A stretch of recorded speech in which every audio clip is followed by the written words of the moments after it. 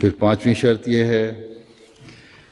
کہ ہر حال رنج و راحت اور عسر اور یسر اور نعمت اور بلا میں خدا تعالیٰ کے ساتھ وفاداری کرے گا اور بہر حال راضی بقضا ہوگا اور ہر ایک ذلت اور دکھ کے قبول کرنے کے لیے اس کی راہ میں تیار رہے گا اور کسی مصیبت کے وارد ہونے پر اس سے منہ نہیں پھیرے گا بلکہ آگے قدم بڑھائے گا اللہ تعالیٰ کے تعلق میں۔ حضرت مسیح علیہ السلام فرماتے ہیں یعنی انسانوں میں سے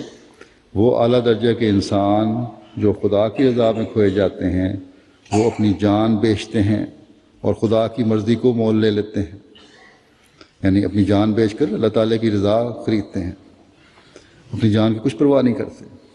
یہی وہ لوگ ہیں جن پر خدا کی رحمت ہے۔ خدا تعالیٰ اس آیت میں فرماتا ہے، اس آیت کو بیان نہیں کیا گیا لیکن آیت کی تشریح کر رہے ہیں آپ، کہ تمام دکھوں سے وہ شخص نجات پاتا ہے جو میری راہ میں اور میری رضا کی راہ میں جان بیچ دیتا ہے اور جاں فشانی کے ساتھ اپنی اس حالت کا ثبوت دیتا ہے کہ وہ خدا کا ہے اور اپنے تمام وجود کو ایک ایسی چیز سمجھتا ہے جو طاعت خالق اور خدمت خلق کے لیے بنائی گئی۔ پھر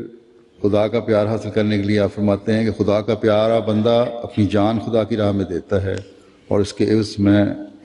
میں خدا کی مرضی خرید لیتا ہے۔ وہی لوگ ہیں جو خدا کی رحمت خاص کے مورث ہیں۔ پھر فرماتے ہیں خدا تعالیٰ سے وفاداری کے تعلق میں کہ ہر مومن کا یہی حال ہوتا ہے کہ اگر وہ اخلاص اور وفاداری سے اس کا ہو جاتا ہے تو خدا تعالیٰ اس کا ولی بنتا ہے،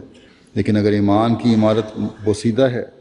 تو پھر بے شک خطرہ ہوتا ہے۔ ہم کسی کے دل کا حال تو جانتے ہی نہیں، لیکن جب خالص خدا ہی کا ہو جاوے تو خدا تعالیٰ اس کی خاص حفاظت کرتا ہے، اگرچہ وہ سب کا خدا ہے، مگر جو اپنے آپ کو خاص کرتے ہیں ان پر خاص تجلی کرتا ہے۔ اور خدا کے لیے خاص ہونا یہی ہے کہ نفس بالکل چکنا چور ہو کر اس کا کوئی ریزہ باقی نہ رہ جائے۔ اس لیے میں بار بار اپنی جماعت کو کہتا ہوں کہ بیعت پر ہرگز ناز نہ کرو، اگر دل پاک نہیں ہے ہاتھ پر ہاتھ رکھنا کیا فائدہ دے گا، یعنی بیعت کے لیے ہاتھ آگے بڑھانا کیا فائدہ دے گا، مگر جو سچا اقرار کرتا ہے اس کے بڑے بڑے گناہ بخشے جاتے ہیں اور اس کو ایک نئی زندگی ملتی ہے۔